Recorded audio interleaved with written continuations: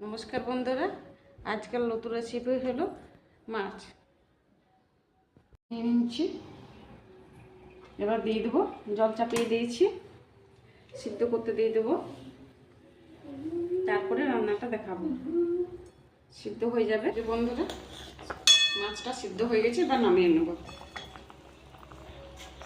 কিছুক্ষণের জন্য ঠান্ডা হতে দিয়ে দেবো।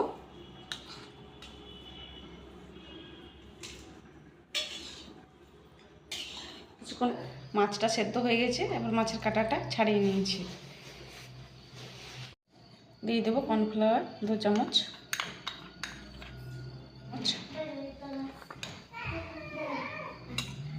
কুচি, কাঁচা লঙ্কা কুচি, আদা কুচি, 1 বাটি পাতা কুচি।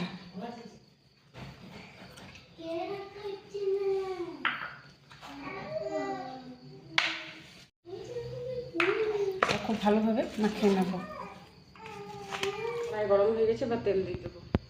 বন্ধুরা, মাখানো হয়ে গেছে, তেলে ভেজে নেব এইভাবে। এই যে বন্ধুরা, ভাজানো হয়ে গেছে। মাছ তো সব রকমই খাওয়া যায়। এবার তুলে নেব। দিয়ে দেবো সরষের তেল, দিয়ে দেবো কালো জিরে, দিয়ে দেবো পেঁয়াজ কুচি। এই যে পেঁয়াজটা ভেজে নেবো ভালো করে। পেঁয়াজটা খুব ভালোভাবে ভাজা হয়ে গেছে। এবার দিয়ে দেবো টমেটো। টমেটো পেঁয়াজ ভাজানো হয়ে গেছে। এবার বেটে রাখা ধনে জিরে, আদা আর রসুন আর শুকনো লঙ্কা দিয়েছি, এবার দিয়ে দেবো। আর দিয়ে দেবো চিনি, দিয়ে দেবো লবণ কাটছানি।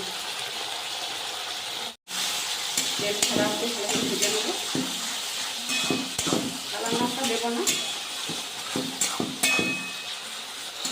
এই যে বন্ধুরা, মশলা ভাজা হয়ে গেছে, ভালোভাবে তেল ছেড়ে এসেছে। এই যে দেখছেন, তেল ছেড়ে এসেছে।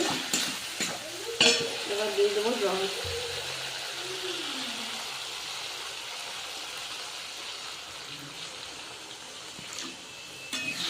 বেশি জল দেবো না,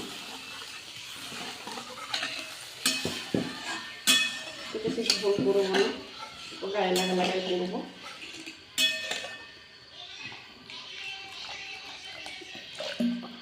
ঝোল ফুটে এসেছে, এবার বড়া দিয়ে দেবো।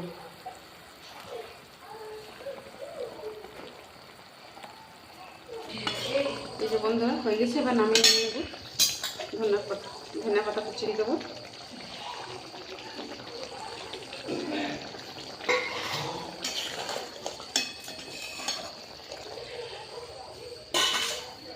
বন্ধুরা, রান্না হয়ে গেছে। কাতলা মাছের এই যে পকোড়ি বানাই রান্না করলাম। এইভাবে আপনারাও বানাবেন। মাছ সবসময় যে খেতে তো ভালো লাগে না, সেই জন্য এইভাবে বানাবেন, খাবেন। ভাত রুটির সঙ্গে খুব ভালো লাগবে খেতে।